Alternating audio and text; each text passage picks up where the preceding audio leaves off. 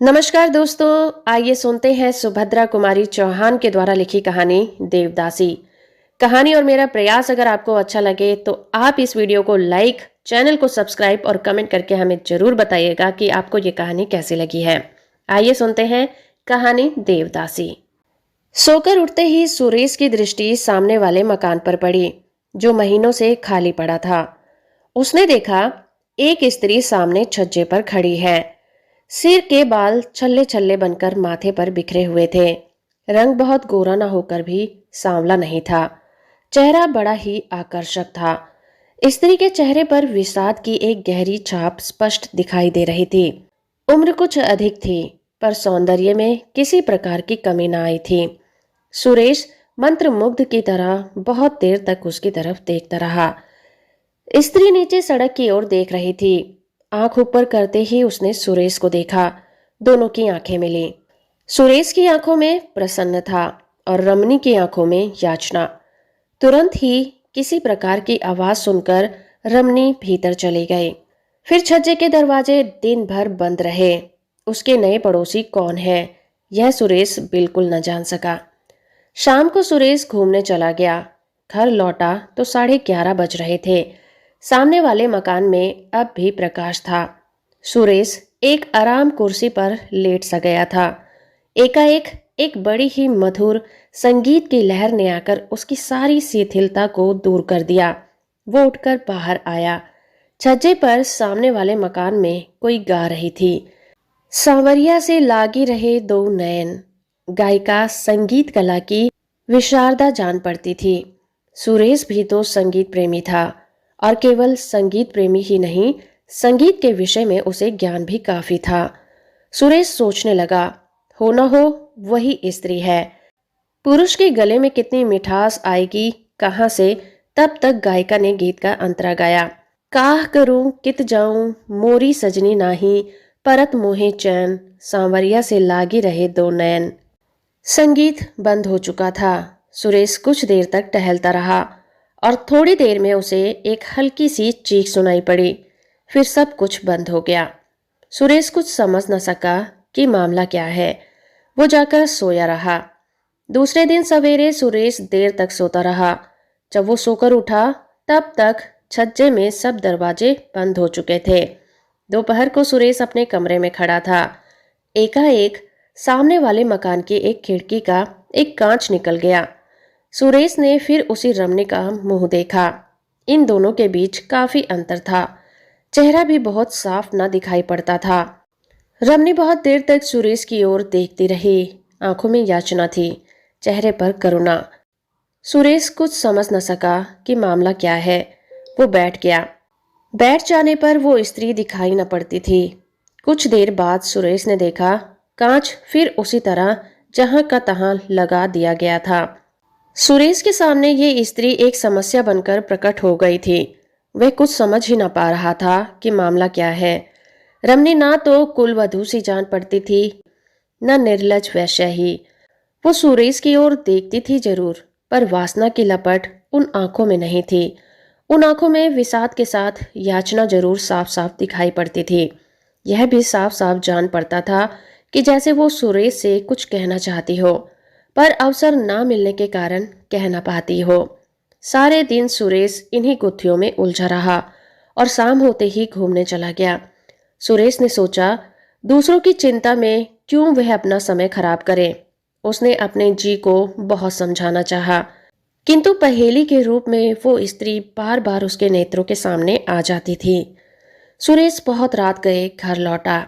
सोने की तैयारी कर रहा था कि सामने वाले छत पर उसे कुछ बातचीत सुनाई पड़ी। रात की नीरवता में सुरेश ने साफ साफ सुना। कोई कह रहा था, तो तुम सीता सती हो? बस यही, या उस मंदिर में भी जहां हजारों को रिझाने के लिए तुम्हें नाचना और गाना पड़ता था? सीता सती न होकर भी मैं दुराचारणी नहीं हूं। सुरेश ने सुना। स्वर रमने का था। और आपकी बात मुझे किसी तरह भी मंजूर नहीं। यदि आपने मेरे ऊपर अपनी ताकत आजमाई तो मैं चिल्लाऊंगी। रमनी तेजी के साथ बाहर छज्जे पर निकल आई। अपनी छत पर खड़ा सुरेश बैठ गया।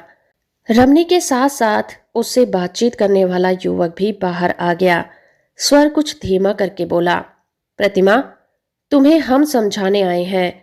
तुम्हारे साथ किसी प्रकार का जुल्म नहीं करते। हम जानते हैं तुम कुलवधू नहीं हो। नाचने गाने का तुम्हारा पेशा है। एक नहीं, अनेक पुरुषों से तुम्हारा संसर्ग रह चुका होगा। फिर हमारे साथ, जिसे तुमने अपने मीठे और मधुर व्यवहारों से उन्मत्त बना दिया है, तुम्हारा व्यवहार ऐसा क्यों है? प्रतिमा बोली, मीठे और मधुर व्यवहार का ये अर्थ कदापि नहीं होता नरेंद्र बाबू कि हम आपको अपना शरीर अर्पण कर दें। फिर मेरा ये शरीर तो देवता को अर्पित हो चुका है। मैं देवदासी हूँ, मुझसे ये बात ना होगी। नरेंद्र एक व्यंग की हंसी हंसता हुआ बोला, तो तुम अभी तक सती हो, यही ना? और वो पुजारी जिसके पीछे पीछे तुम। प्रतिमा बात काटते हुए बोली, बस बस रहने दीजिए। आप पुजारी जी का नाम ना लीजिए। वो मेरे पिता के तुल्य हैं। वे बहुत सीधे हैं। अगर वो सीधे न होते तो आप मुझे वहां से धोखा देकर ला भी न सकते थे। नरेंद्र का नशा इस समय जोर पर था। वह क्रोध से बोला, मैंने उन्हें धोखा दिया है या तुमने उन्हें उल्लू बनाना चाहा है? साफ साफ कहो, क्या तुम्हारी खुद की इच्छा नहीं थी मेरे साथ घूमने चलने की? प्रतिमा, घूमने जाना दूसरी बात है और घूमने के बहाने भाग जाना दूसरी बात। आपने पुजारी जी से नहीं कहा था कि शाम होने से पहले लौट आएंगे? नरेंद्र, ओहो, इतनी भोली तो ना बनो। तुम नहीं जानती थी कि हम लोगों ने घूमने की बात क्यों की है? तुम बड़ी नीच हो। सब कुछ तुम्हारे ही कारण हुआ है और तुम अब मुझे बेवकूफ बनाना चाहती हो। तो मैं आप लोगों के साथ कभी ना आती। झूठ बोलते हुए तुम्हें लज्जा नहीं आती? किसी दूसरे से आंख लड़ गई है, ये क्यों नहीं कहती, बेहया कहीं की? कहकर नरेंद्र गुस्से से छत पर टहलने लगा। प्रतिमा ने कहा, आपका व्यवहार मेरे साथ बहुत उद्दंड होता जा रहा है। मैं इसकी आदी नहीं हूं। उद्दंड व्यवहार इसको कहते हैं? कहते हुए नरेंद्र ने कसकर तमाचा प्रतिमा को लगा दिया। प्रतिमा चीख पड़ी। कमरे से नरेंद्र के साथ ही अन्य युवक बाहर निकल आए। उनमें से एक बोला, यार नरेंद्र, छोड़ो भी, तुम क्यों इसके पीछे पड़े रहते हो? नरेंद्र बोला, पीछे पड़ने की बात नहीं है, पीछे पड़ने की बात नहीं है। तुम जानते हो हम लोग 1 महीने से इसी के पीछे रुपया पैसा और सब बर्बाद कर रहे हैं। सभी मित्रों का अनुमान था कि ये हम सब के साथ भाग जाना चाहती है, तभी तो हम लोगों ने इसे वहां से निकाला, नहीं तो औरतों को भगाना कोई हमारा पेशा थोड़ी ही है। अनुमान गलत भी हो सकता है, एक तीसरे ने कहा, जिसे अनायास ही प्रतिमा से कुछ सहानुभूति सी हो गई थी। तुम लोग बेवकूफ बन सकते हो, पर मैं नहीं बनूंगा। मैं अभी इसे सीधे किए देता हूं। ऐसा कहते हुए नरेंद्र ने प्रतिमा के पास आकर कहा, यह रोना किसे सुना रही हो? अब कोई तुम्हारे नखरों को देखकर धोखा नहीं खा सकता। तुम्हारी जात ही ऐसी होती है। उल्लू फांस कर रखने में तुम लोग अपनी विजय समझते हो, पर हम वो उल्लू नहीं है कि फंस जाएंगे। पहले तुम्हें फांसी देंगे, बाद में हम फंसेंगे। प्रतिमा ने कहा, ठीक है, आपकी कैद में हूं, जो चाहे आप कर सकते हैं। पर मैंने आप लोगों को पढ़ा लिखा सभ्य पुरुष समझा था। मैं क्या जानती थी कि पुरुष के रूप में आप राक्षस हैं। हम राक्षस हैं। नरेंद्र ने दूसरा तमाचा प्रतिमा को जड़ दिया। और तुम देवी हो, बज्जात कहीं की। मंदिर का राई रत्ती हाल जिसे न मालूम हो, उसके सामने अपने सतीत्व का ढोंग रचना। यहाँ पहले ही सब कुछ जान लिया था, तब पैर आगे बढ़ाया था। हमने कोई कच्ची गोलियां नहीं खेली हैं। अब सुरेश से ना रहा गया, उठकर खड़ा हो गया। टॉर्च फेंकते हुए उसने कहा, आप लोगों की बात करीब आध घंटे से मैं सुन रहा हूँ। इतनी बातें सुनने के बाद इसी परिणाम पर पहुंचा हूँ कि आप लोगों ने इसे कैद में रखा हुआ है। यह आपकी कोई नहीं है, इसे आप भगा लाए हैं।